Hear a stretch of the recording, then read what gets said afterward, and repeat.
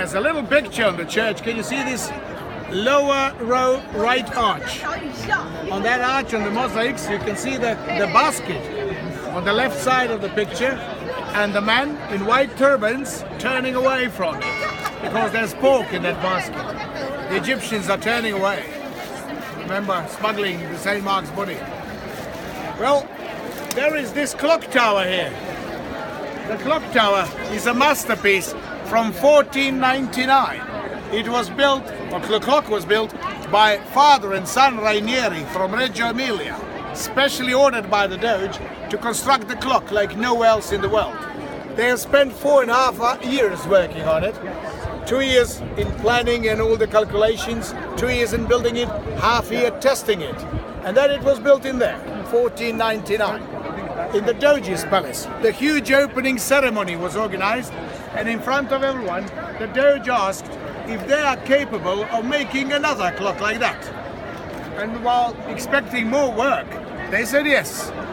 But Doge gave a signal to the side door, and executioner of Venice walked in, who just brought an iron rod, the stick of iron, which was pulled out of the fire, and while the guards held them with a hot iron, he burned their eyes and blinded them.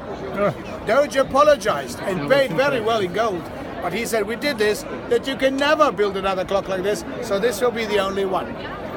Partly he was right, because there is no other like this. This is a unique mechanism and principles, but there are other astronomical clocks in Prague, in Czech Republic, even older than this one, a few years older. There's the dial on the outside.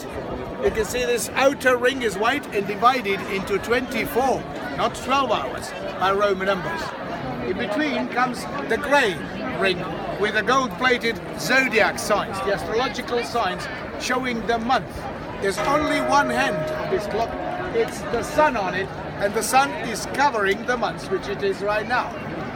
And sun is pointing there to, it's just between 12 and 13 right now, so the 13th hour is just to begin.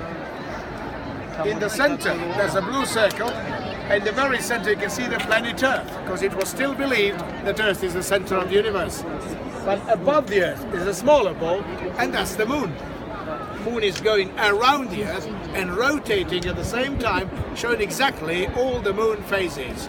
So have a near look later, and tonight have a look in the skies and you will see, is it correct or not. Above the clock there's a little terrace with Virgin Mary in the middle. It's the Madonna's Day today. It's the 15th of August. It's the Mary's Ascension Day. And on both sides you can see the doors. On the left door there's 1 written in Roman numbers, 0 on the right, so it's, I'll say, about 1 o'clock. About, because the minutes on the right side change every 5 minutes. Believe it or not, we're looking into the oldest digital clock in the history.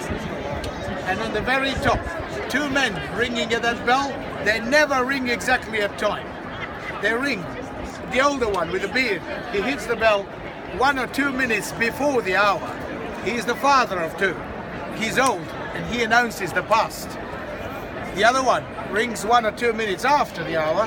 He's young and he's the future. Later, if you want to go to Rialto Bridge, all you have to do is pass under the clock, go straight under the clock and follow the yellow signs with an arrow per Rialto to Rialto Bridge. It's just straight, 10 minutes. Straight is never a straight line in Venice, but straight direction. To come back, per San Marco to St. Mark's. If you get lost, better ask. Just don't ask tourists in the streets because they have no idea where they are. Ask the shops or the bars. They will give you the correct direction. And when you come home, have a look into the film Moonraker. Later, Roger Moore as James Bond fighting the ninja inside there, pushing the ninja backwards, falling through the clock, breaking the glass into a million pieces, and falling with the head forwards right into the piano here under that arch. There can't be any piano because this is the busiest street in Venice. And have a good look. The clock is not made in glass, it's metal.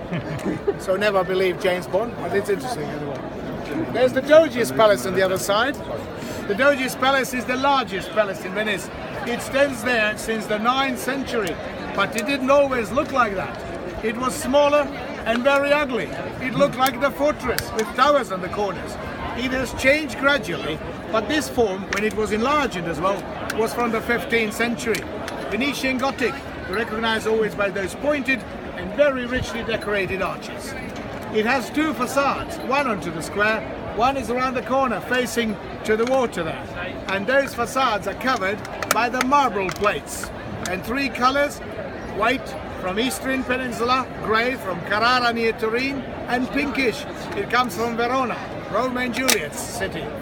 There's a drink in Venice resembling this color. It's called Bellini.